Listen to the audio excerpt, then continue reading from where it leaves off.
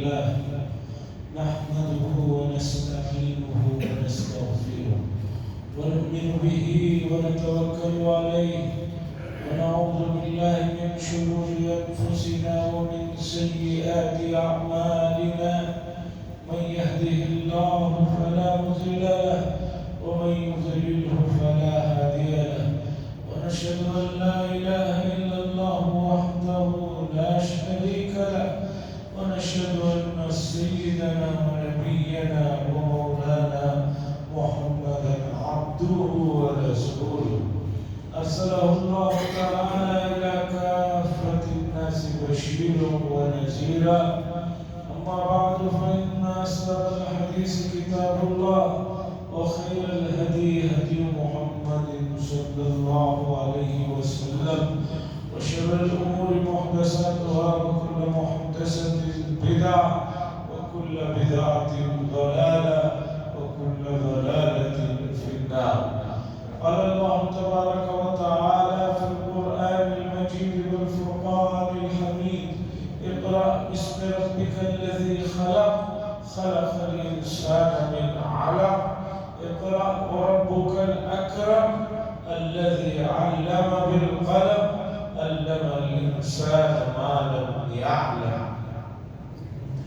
وقال صلى الله عليه وسلم طلب العلم فريضة على كل مسلم أو كما قال صلى الله عليه وسلم. حضرات گزشتہ جمعہ میں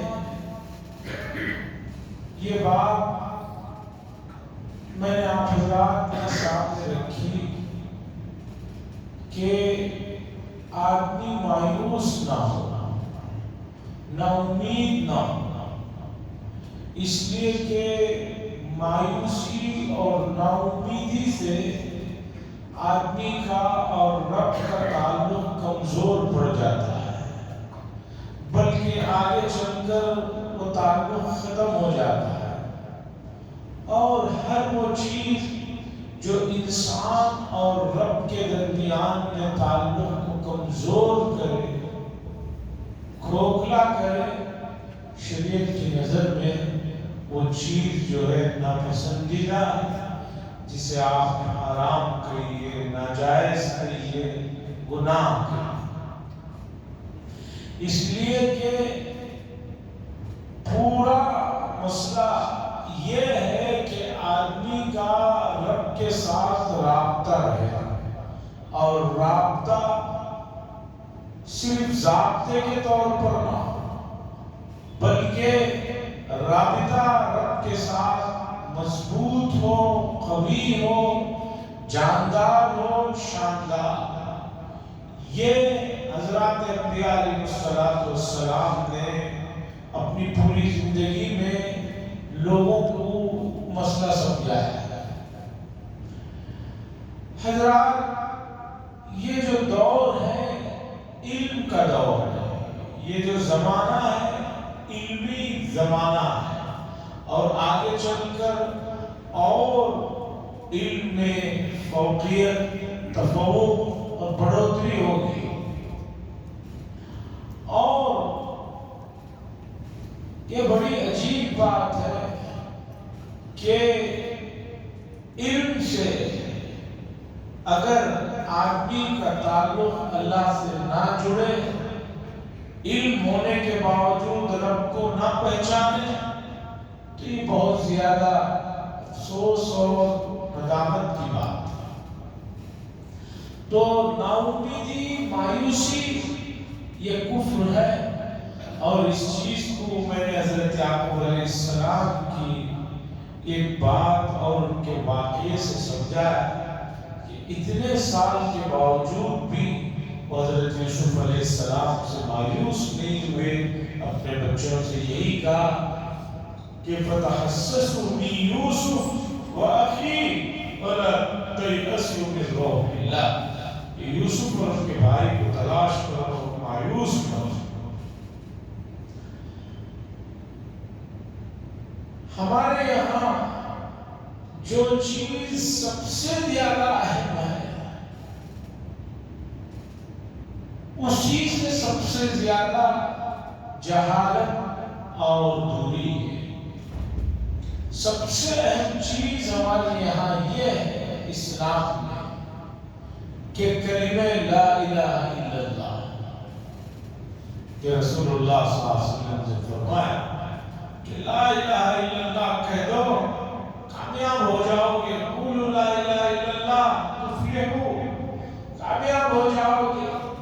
اور مجھے اسی کام کے لیے بھیجا گیا ہے کہ میں تمام انسانوں کو یہ کلمہ پڑھاؤں۔ اب جو لوگ اس کلمے کو نہیں پڑھ رہے ہیں ان کو تو چھوڑیے، جو لوگ پڑھ رہے ہیں کلمہ لا الہ الا اللہ، افسوس کی بات یہ ہے کہ وہ بھی لا الہ الا اللہ کے جو مفہوم ہے اور اس کے اندر جو معانی ہے اسے نہیں سمجھ پائے۔ میں نے بہت کوشش کی اس بات کو کہ اس چیز کو مختصر اور آسان لفظوں میں کم وقت میں امت کو سمجھا سکا، لیکن دو پریشانیاں رہی۔ پہلی پریشانی یہ رہی کہ لوگ کسی ایک مجلس میں مکمل شروع سے آخر تک ملے تاکہ ان کو بات سمجھایا جا سکے، اور ہمارے یہاں اس طرح موقع ملتا ہی نہیں۔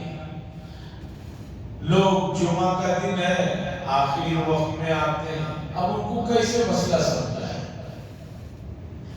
اور دوسرا، یہ مسئلہ اتنا مختصر نہیں ہے کہ آدمی 2-3 منٹ میں سمجھا دے کہ ایک شربت کا گلاس ہے کہ اسے پلا دیا 1 سیکنڈ میں آدمی نے پی لیا، ایسا نہیں۔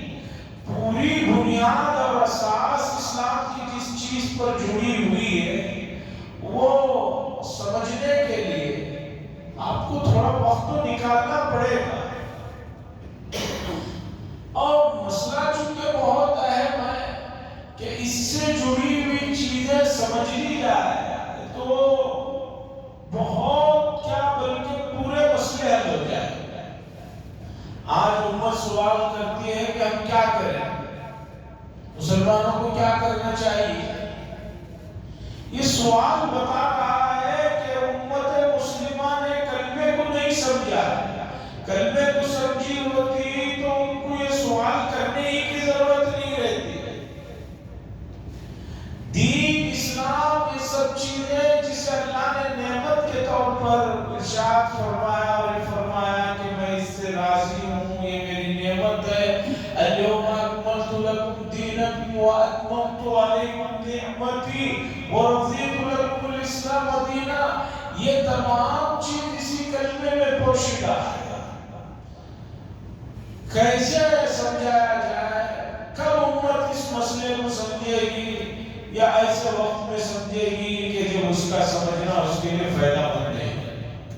تو بہرحال میں بھی اسی بات کا قائل ہوں کہ امت سے مایوس نہیں ہونا ہے، امت سے نا امید نہیں ہونا ہے۔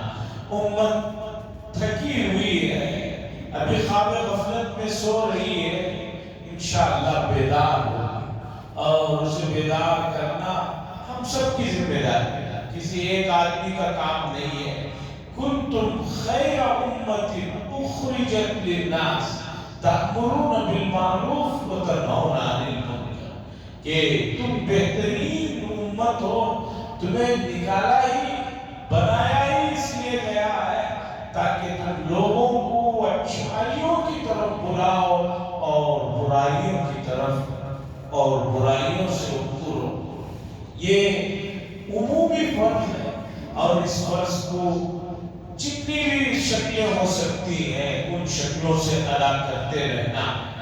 ان شکلوں کو، ان صورتوں کو ادا کرنے کے لیے بہت سی شکلیں ہو سکتی ہیں، کوئی زبان سے، کوئی قلم سے، کوئی دوسری چیزوں سے، لیکن سب سے بڑی چیز ہے کہ آدمی اپنے معاشرے میں اپنے آپ کو اور اپنے اخلاق کو سدھارے۔ یہ چیز سب سے زیادہ مؤثر ہتھیار ہے۔ کسی کو جیتنا ہے تو دنیا کی تاریخ ہمارے سامنے اس بات کی گواہی دے رہی ہے، جنگوں سے، نفرتوں سے، دشمنیوں سے، عداوتوں سے نہیں جیتا جا سکتا، محبت سے، اخلاق سے، کردار سے جیتا جا سکتا۔ اس کی سب سے بڑی مثال ہے قرآن مجید میں رسول اللہ صلی اللہ علیہ وسلم کی ایک جگہ پر کفار سے جو گفتگو ہوئی، اس موقع کی بات سنائی۔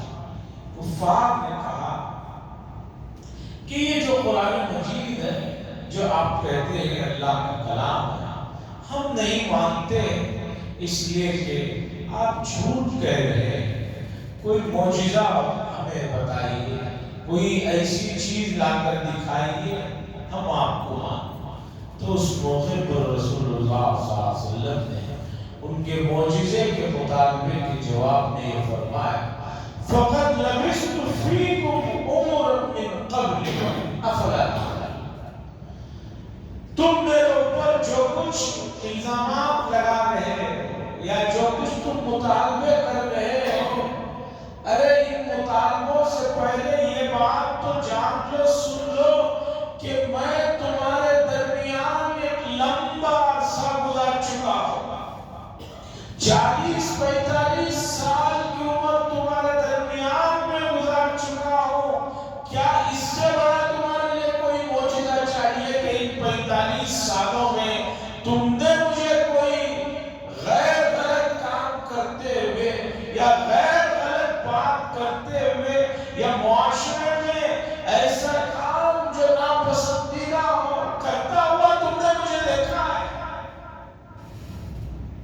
سب سے بڑی دلیل ہے، اتنی بڑی دلیل ہے کہ اس دلیل کو کوئی انکار نہیں کر سکتا، کوئی توڑ نہیں سکتا، کہ ایک آدمی کی زندگی تمہارے سامنے ہے کھلی کتاب کی طرح، کہ جس میں اس نے پوری زندگی میں کبھی جھوٹ نہیں کہا ہے، کبھی کسی کو تکلیف نہیں دی ہے، کبھی کوئی اپنی زبان اور ہاتھ سے ایسا کام نہیں کیا ہے کہ جس سے کسی کا دل دکھے۔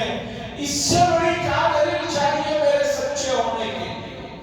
اس سے بڑی کیا بات ہونی چاہیے تمہیں جو ہے میرے سلسلے کی؟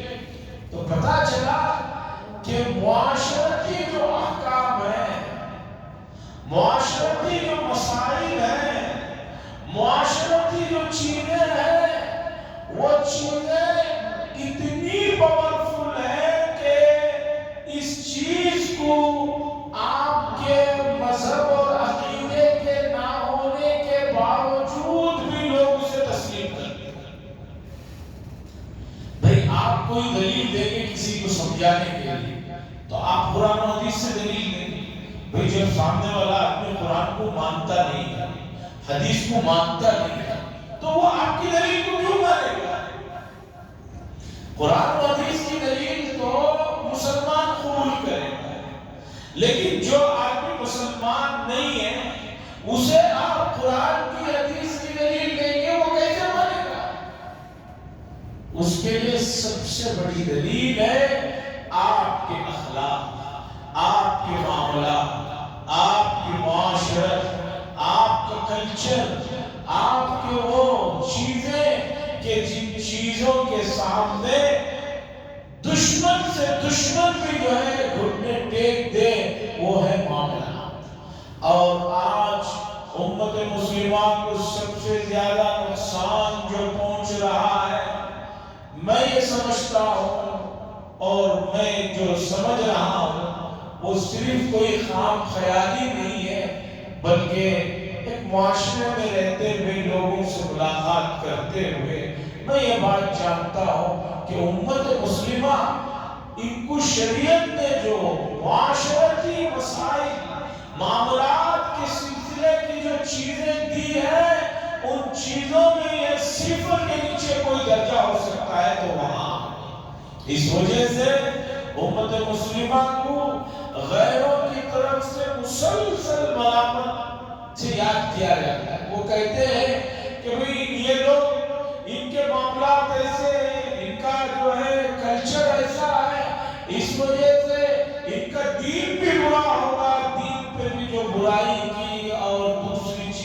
جو داغ لگ رہے ہیں وہ ہمیں معاشرتی چیزیں، معاشرتی مسائل اگرچہ ہیں، تھوڑے سخت نظر آتے ہیں، لیکن اس کے فائدے بھی ہیں، اس کے فائدے بھی ہیں۔ حضرت تھانوی رضی اللہ عنہ ہمیشہ ان کے پاس آنے والے لوگوں سے کہتے تھے کہ بھائی بزرگ بننا ہے، بہت بڑے ولی بننا ہے، فلاں مقام پہ پہنچنا ہے تو میرے پاس بتاؤ، انسان بننا ہے تو میرے پاس آؤ، میں انسان بنانے کا کام کرتا ہوں، اس لیے کہ انسان کی خوبی ہی انسانیت ہے، اگر اس کے اندر انسانیت ہی نہیں ہے تو پھر وہ کسی کام کا نہیں ہے۔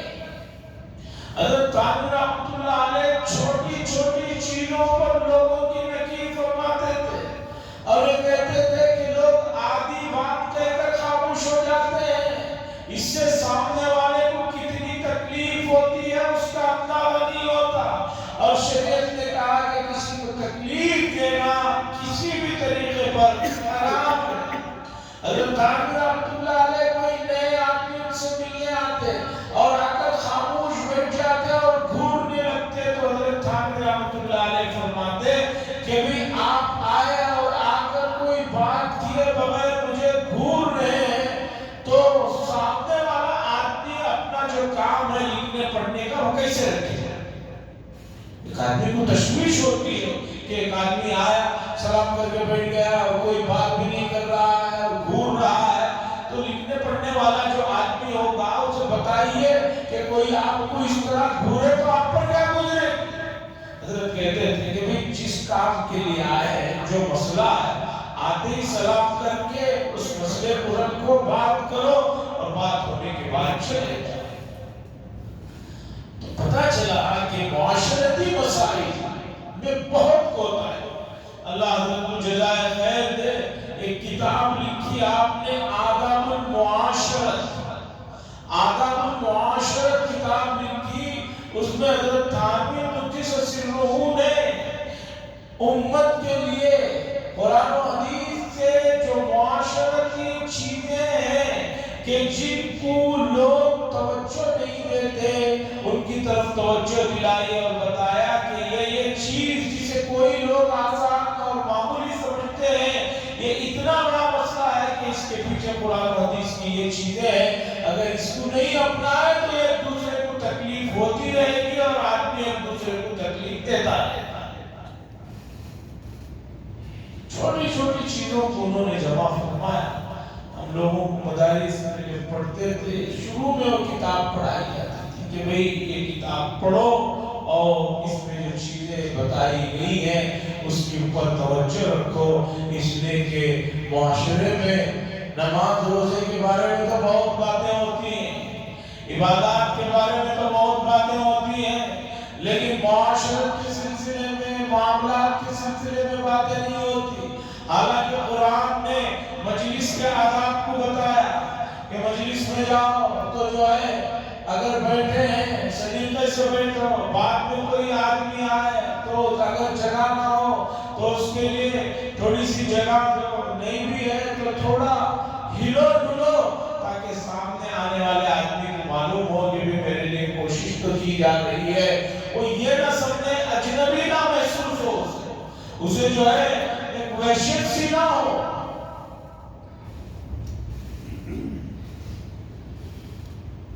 عزیزان گرامی، میں نے قرآن مجید کی آیت پڑھی، سورہ علق کی 5 آیتیں، قرآن مجید کی ابتدائی 5 آیتیں ہیں یہ، اور ان 5 آیتوں میں اللہ تبارک و تعالیٰ نے پڑھنے، سیکھنے کا، سکھانے کا حکم دیا، اور یہ چیزیں کہ جس سے آدمی انسان بنتا ہے، معاشرت میں اس کے مقام کو پہچان سکے۔ قرآن مجید نے کہا آدمی کے اندر کمال 2 چیزوں سے آتا ہے، یا علم سے آتا ہے یا عمل سے آتا ہے، اور عمل کے لیے بھی علم کی ضرورت ہے، عمل کے لیے بھی علم کی ضرورت ہے۔ آپ ایک کام کرنا چاہیں، جب تک اس کا علم نہیں ہوگا करेंगे। अमल में आप आगे बढ़ना चाहते हैं, इबादत में आगे बढ़ना चाहते हैं, तो कौन सी इबादत कब करनी है, कितनी करनी है, उसके लिए भी इल्म की जरूरत है। इसलिए तुम्हें जो है इल्म हासिल करो। फीहा कुतुबुन क़य्यिमा, अल्लाह ने फरमाया इल्म जो शरीयत का इल्म है, आसमानी किताबों में जो इल्म दिया गया है, वो सबसे मजबूत और सबसे ठोस इल्म है। बाकी चीजें नजरियात और बाकी ख्यालात बदलते रहते हैं, वो नीचे ऊपर होते रहते हैं, लेकिन जो कुरान और हदीस में चीजें बताई गई हैं वो कभी नहीं बदलती और उसमें कोई जो है नुक्स नहीं है। मिसाल के तौर पर बात शुरू हुई कलिमे ला इलाहा इल्लल्लाह से कि आदमी ला इलाहा इल्लल्लाह के मफहूम को और उसके मफाहिम, उसके अंदर जो पोशीदा है, उनको अगर जान ले तो उसे बहुत से सवालों के जवाब मिल जाते हैं। बल्कि हम तो ये कहते हैं कि उसके बाद उसे कोई सवाल ही नहीं रहेगा। अब ये जो कलिमे ला इलाहा इल्लल्लाह में जो मफाहीम अल्लाह ने जिक्र फरमाए हैं, कुरान और हदीस ने इस कलिमे से वाबस्ता जो चीजों को बताया है, उम्मत उनको जानती है। अब उम्मत जो है नहीं जानती है तो बताइए इसमें किसका कसूर है, इसमें किसकी जो है कमी है, इसमें किसकी खामी है? उम्मत की खामी है। अब उम्मत ये कहे कि हमें किसी ने बताया नहीं, हमें किसी ने सिखाया नहीं, ये ऐसा लायानी सवाल है, ये इंतहाई नामाकुल सवाल है। जब आप कोई काम बगैर मकसद के, बगैर किसी फायदे के नहीं करते हैं, तो आपको ये सोचना चाहिए कि आपका जो वजूद है वो तो आपको भी मालूम है कि आप खुद ब खुद तो दुनिया में आए नहीं है, आप खुद ब खुद तो दुनिया में आए नहीं है, आपको लाया गया है। सवाल ये होना चाहिए आपको कि मुझे किसने लाया, तो जवाब मिलेगा कि अल्लाह ने लाया। अब अल्लाह ने लाया है तो इतना बड़ा जो मेरा निजाम मेरे लिए बनाया गया है, इंसान का जिस्म पूरा जो इसका जिस्म है, ये एक मुकम्मल छोटी दुनिया है और ऐसा परफेक्ट निजाम है और ऐसी चीजें हैं कि साइंस जितना इंसान के जिस्म पर तहकीक कर रही है, हैरत अंगेज मालूमात लाकर रख रही है। इंसान की तख्लीक कोई मामूली कारनामा नहीं है, कोई मामूली कारीगरी नहीं है, बहुत बड़ी कारीगरी है। इतनी बड़ी कारीगरी है, इसके अंदर इतनी सलाहियतों को अल्लाह तबारक व तआला ने रखा है। अब अगर आदमी इन सलाहियतों से फायदा ना उठाए, इनको काम में ना लाए, इनको ऐसे ही छोड़े रखे, तो आप जानते हैं कि हर छोड़ी हुई चीज चंद दिनों में नाकारा हो जाती है, ज़ंगालूल हो जाती है, बेफायदा हो जाती है। कुएं से अगर पानी भी बहुत मुद्दत तक ना निकाला जाए तो पानी खड़ा खड़ा गंदा हो जाता है, बदबूदार हो जाता है। इसी तरीके पर मौजूदा जमाने में इलेक्ट्रॉनिक चीजें जो बैटरियों से चल रही है, अगर आप उन्हें मुस्तकिल ऑफ करके रख दें, इस्तेमाल ना करें, तो इश्तारे कंपनियों की चीजें भी चंद दिनों के बाद जो है नाकारा हो जाती है। आपने चलाया ही नहीं, सिर्फ रखा रहा, एक अरसे के बाद फिर वो खुद ब खुद जो है नाकारा हो जाता है। चलते रहने से चीज जो है काम में आती है।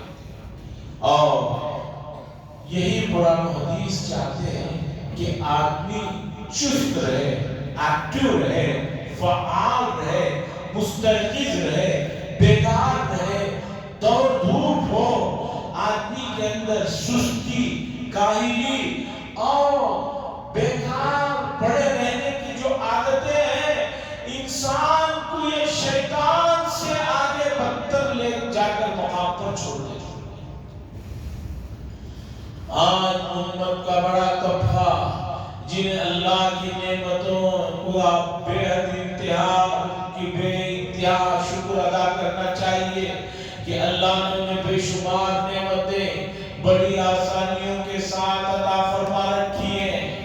پینے کے پانی کا ان کے لیے کوئی مسئلہ نہیں ہے، ہوا کا کوئی مسئلہ نہیں ہے، اور بجلی کا کوئی مسئلہ نہیں ہے، کھانے پینے کے لیے کوئی مسئلہ نہیں ہے، رہائش کا کوئی مسئلہ نہیں ہے۔ تو اب ان تمام سہولتوں کا بدلہ تو یہ تھا کہ آدمی اللہ کا شکر ادا کرتا، انسان بنا رہتا۔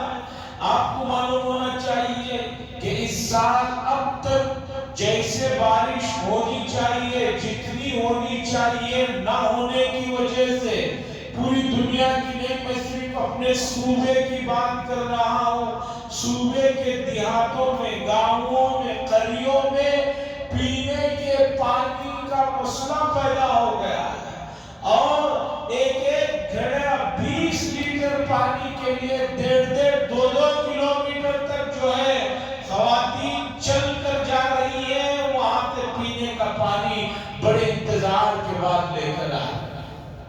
لیکن شہر والوں کو اس کا کچھ پتہ ہی نہیں، پانی کتنی نعمت ہے ان کو پتہ ہی نہیں، ان کا پینے کا الگ، استعمال کا الگ، نہانے کا الگ، دوسری چیزوں کے لیے الگ، اور پانی کو بہا رہے ہیں، ضائع کر رہے ہیں، کوئی اندازہ نہیں ہے۔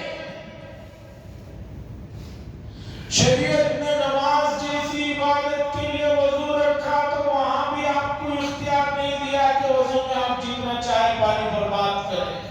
آپ اپنے گھر کا پانی نہیں برباد کر سکتے، آپ نہر پہ بیٹھ کے پانی برباد نہیں کر سکتے، لیکن آپ ہیں کہ علم نہ ہونے کی وجہ سے بے انتہا جو ہے، بے دریغ جو ہے اللہ کی نعمتوں کو ضائع کریں۔ اب جو اللہ نے فرصت دی کھانے سے، گاؤں دیہاتوں میں بجلی کا مسئلہ ہے، اور اسی طریقے پر جو ہے کھانے پینے کی ہر چیز ہر وقت میسر نہیں ہے، ایک چیز ہے تو دوسری چیز نہیں ہے۔ یہاں آپ بیٹھے جگہ 10-15 منٹ میں اپنے پسند کے کھانے منگا رہے ہیں، کھا رہے ہیں۔ اب ان کھانے پینے کے بعد ان نعمتوں کی قدردانی، اس کا شکریہ یہ ہے کہ رب جو چاہ رہے ہیں وہ کاموں کے لیے آپ کھڑے ہو، آپ اٹھ جائیں۔ آپ نے بہت آرام کر لیا ہے اور آگے بھی چل کر آپ کو آرام ہی کرنا ہے۔ آپ کی زندگی 50 60 70 جتنے بھی سال ہیں، اس کے انتقال ہوتے ہی یہاں سے روح کو نکالا جاتا ہے، پھر قیامت کے قائم ہونے تک عالم برزخ میں جو ہے اگر آپ کے اعمال ہیں تو آپ کو کہا جائے گا نم کنومت الارو، سو جا بالکل نوی نوی دلہن، جس طرح بے فکر ہو کر کوئی کام کی اسے فکر نہیں ہے، اطمینان سے بہت ہی اعلیٰ بستر پر سو جاتی ہے، اس طرح عالم ارواح میں روحوں کو لے جا کر اگر ٹھیک ٹھاک ہے اعمال تو کہا جاتا ہے سوال جواب کے بعد نم کنومت الارو، سو جائیے دلہن کی طرح، نوی نویلی دلہن کی طرح، اور قیامت قائم ہونے تک خدا جانے 1000 سال ہے، 2000 سال ہے، 5000 سال ہے، آپ کو سونے کا موقع دیا جائے گا، آپ کو آرام کا موقع دیا جائے گا۔ جب پہلے آپ نے آرام کیا، آگے آپ کو آرام ہے، تو درمیان کی جو زندگی ہے تھوڑی سی 40-50 سال کی زندگی، جس میں 10-15 سال آپ نے بچپن میں کھیل کود کر سو کر بے فکرے میں گزار دیا، کام کرنے کے دن ہی کتنے ہیں آپ کے پاس؟ 20-25 سال سے زیادہ ایک آدمی کے پاس نہیں ہے۔ اگر ان 25 سالوں کو بھی ضائع کرتے ہیں، اور جیسے جو امت ضائع کر رہی ہے،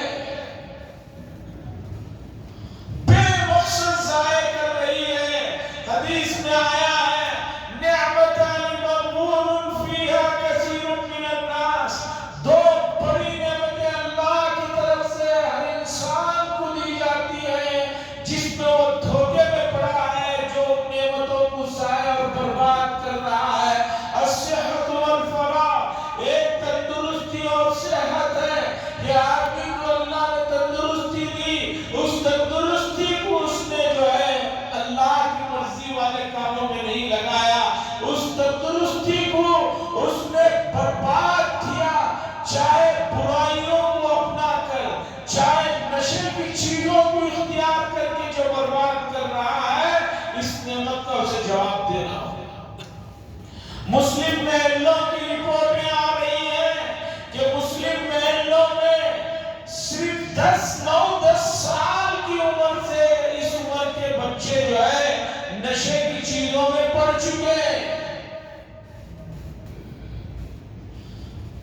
9-10 سال کی کوئی عمر نہیں ہوتی، اسی عمر سے جو ہے بچوں کو نشے کی لت لگ رہی ہے، نشے میں جا رہے ہیں، اور 15-20 سال تک تو وہ اس درجے کے نشے میں چلے جاتے ہیں کہ اب اتنا مہنگا اور کاسٹلی نشہ جو ہے ان کے کیا بڑے بڑے لوگوں کے بھی بس کی بات نہیں رہ جاتی۔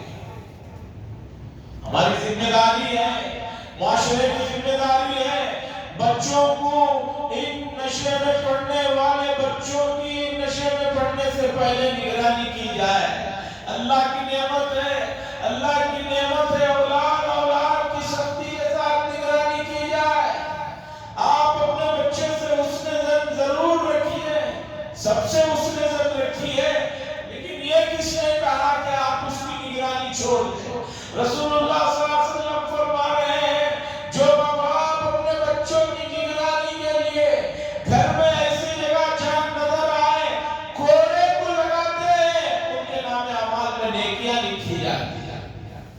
آج ماں باپ نہ خود جو ہے بچوں کی نگرانی کر رہے ہیں، اور اگر کوئی ہمت کر کے ان بچوں کو ان پر کسی چیز پر ڈانٹ ڈپٹ کرتا ہے تو ماں باپ ان لوگوں سے جو ہے لڑتے ہیں، کہتے ہیں میرا بچہ میں نے پیدا کیا، میں کھلا پلا رہا ہوں، وہ کچھ بھی کر لے آپ کو روتے ہیں۔ عزیزان گرامی، یہ سوچ معاشرے کو تباہ و برباد کر دے گی اور کر رہی ہے۔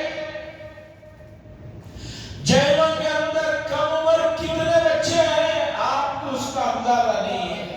اتنے کم عمر بچے ہیں جو نشے کے عادی ہونے کی وجہ سے ماں باپ کی زندگیوں کو دوبھر کر رکھا ہے۔ گھروں کی چیزیں چوریاں ہو رہی ہیں، محلوں میں گاڑیاں کی بیٹریاں تک چوری ہو رہی ہیں۔ یہ کوئی دور سے باہر سے نہیں، یہی اپنے ہی آس پاس کے رہنے والوں سے سب کام ہو رہے ہیں۔ یہ صحت کو برباد کرنے والی چیزیں، اور دوسری فراغت۔ اللہ کے نبی نے فرمایا اللہ وقت دیتے ہیں، فرصت دیتے ہیں، لیکن آدمی وقت کی قدر نہیں کرتا۔ آج اللہ ان لوگوں کو ان کا بیڑا غرق کرے جنہوں نے ان نوجوان نسلوں کو ایسے کھیلوں میں اور ایسے گیموں میں جو ہے منہمک کر دیا ہے کہ جس میں آدمی کو نہ کھانے کی فکر، نہ پانی کی فکر ہے، نہ استنجے کی فکر ہے، پوری راتیں برباد ہو جاتی ہیں اور ان کو پتہ بھی نہیں چلتا۔ غریب سے غریب آدمی کو جوئے کی لت ڈال دی گئی ہے۔ جوا جو انتہائی معیوب چیز تھی اور تمام مذاہب میں معیوب چیز تھی۔ جوا جو ہے کسی بھی مذہب میں پسندیدہ چیز نہیں ہے، تمامی مذاہب میں جوا دھوکہ ہونے کی وجہ سے معیوب چیز تھی۔ رسول اللہ صلی اللہ علیہ وسلم نے فرمایا قیامت کے قریب لوگ گناہوں کو نام بدل کر جو ہے نئے نام دے کر جو ہے اسے معاشرے میں رواج دیتے ہیں۔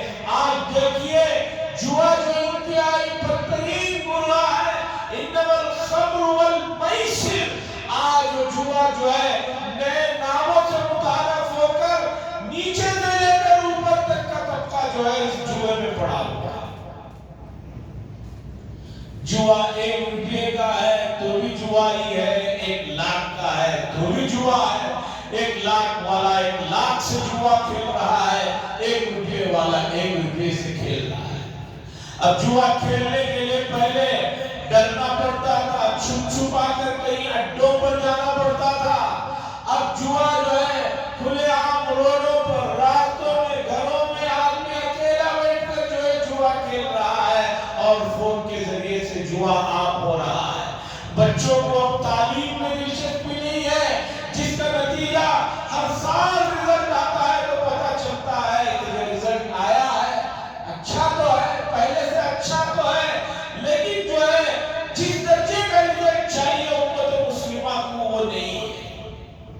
عزیزان گرامی، اقرأ بسم ربک الذی خلق، اللہ نے فرمایا پڑھیے اللہ کا نام لے کر پڑھیے کہ اس ذات نے تمہیں یہ تمام نعمتیں اور سہولتیں کیوں تاکہ اس ذات کو پہچانو. اور وہ ذات کیا چاہتی ہے؟ وہ یہ چاہتی ہے کہ تمام انسان ایک دوسرے کے ہمدرد بنے، ایک دوسرے کے تعاون میں لگے رہے، ایک بھائی دوسرے بھائی کی مدد کرتا ہوا سامنے آئے. کوئی کسی کو دکھی دیکھے تو اس کی روح کانپ جائے.